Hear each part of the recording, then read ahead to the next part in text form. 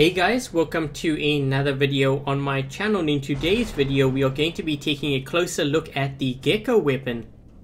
So many of you guys have been asking me to run Gekkos, whether it be on my Patton or the other popular build is the Leo with Zeus Gekko. Is because the Gekko has gone through a lot of buffs over the past couple of updates to the point where you're kind of wondering when is it going to actually stop being buffed, because they just keep on buffing it over and over again. So that's kind of the reason why we're going to be reviewing it. This weapon actually does quite a lot of damage on open maps, and luckily for me we have landed in on Springfield map. So we're going to take a look to see how well we do here. The Gekko has a range of up to 1100 meters. As I said, very effective on larger open maps. We're talking about Springfield, Canyon, Yamantau map especially, and I think it's going to be pretty effective on the Dreadnought map when that comes out. The downside to this weapon, not very effective on smaller maps.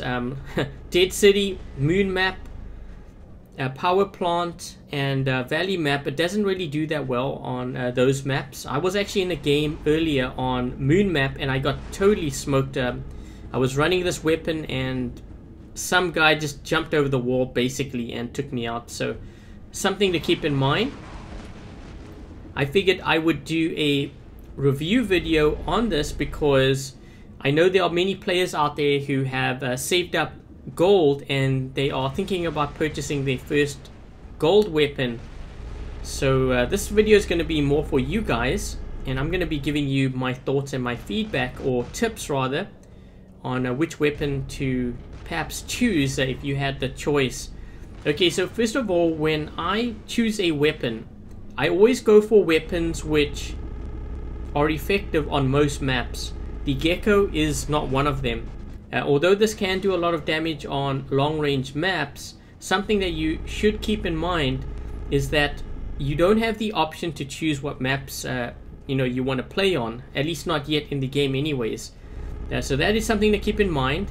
I know a lot of players, what they tend to do is they tend to leave maps if they don't get the map that they want because their weapons aren't equipped for it.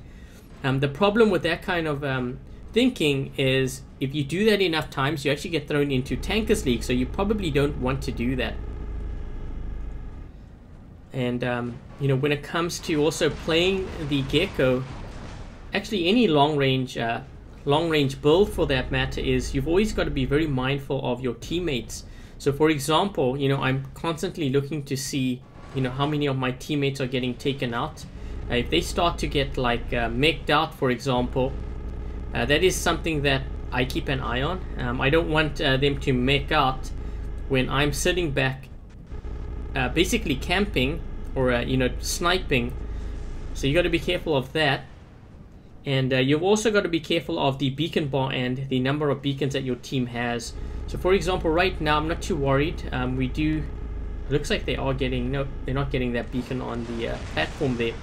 We have 3 beacons, they have 2. Our beacon bar is longer than theirs, so I'm not too concerned. There is a guy in center, so I got to be careful of him.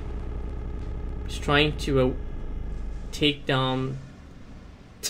I see that guy hiding behind that like silo there, and I just see smoke coming out the sides. So anyways, he finally decided to destroy. Thing is, we've got a Galahad here who is going for the Natasha, which is kind of funny. He's hiding behind this hill here. I'm trying to see if I can actually get a better shot at him. We've got another Carnage back here which I'm targeting. So in terms of the targets that I usually go for when I am running the Gekko, I usually go for the other team's long range first, and this actually it applies to any long range build. If I'm in, say, a Butch Trebs or a Fury Tempest, for example, the first targets that I go for are the other team's range, because if I take them out, they're not a threat to my teammates, but most importantly to me as well. So I make sure to take them out, disable them, and then I target those that don't have any shields. So I see that, like, there's this guy here who's firing pins. Let's see, what is this guy? If I can try to take these guys out here across. Actually, this guy's going to be a problem because I think he has aphids. So, you know, these bigger threats, I tend to focus them down so that my teammates don't have to deal with them. Trying to see if I can focus that guy down. Maybe the Lancelot going towards the farm there.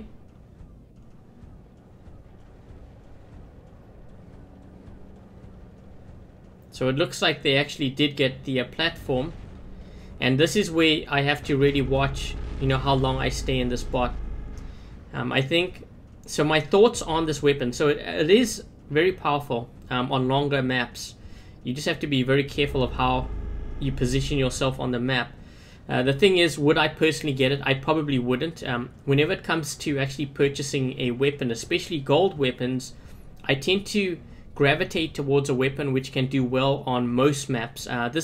This weapon doesn't do well on most maps. It only does well on long range maps and really suffers on close range maps, to the point where it's almost like having one bot less. So if you have say 4 hanger slots, I don't really recommend getting this weapon. It makes actually more sense to get something like an Orkin, because an Orkin you can use on all maps and it's very effective, does a lot of damage. So you can see now, like, I'm looking at my team.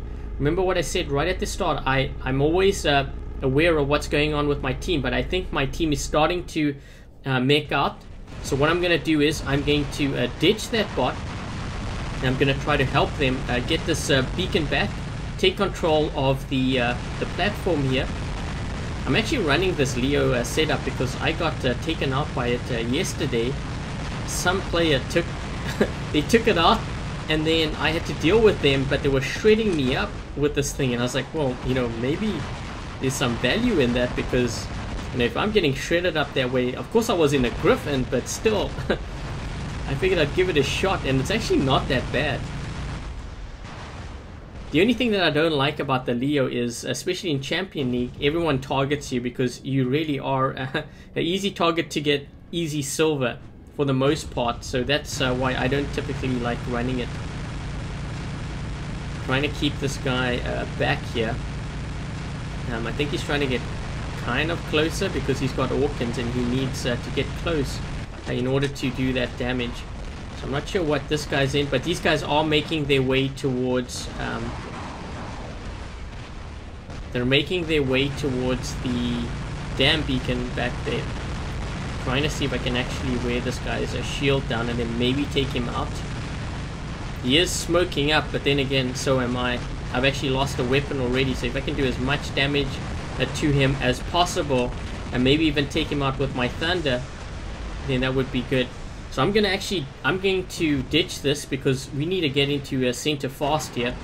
You know, we're getting to the point now where we need beacons, and the problem is my entire team is sitting back here. So this is what I mean about like long range. When you are in range setups, you've got to be very careful that you don't stay in it for too long. And I don't know if this guy, if it's his last bot, which it may just be at this point. Trying to see if I can help my teammate here.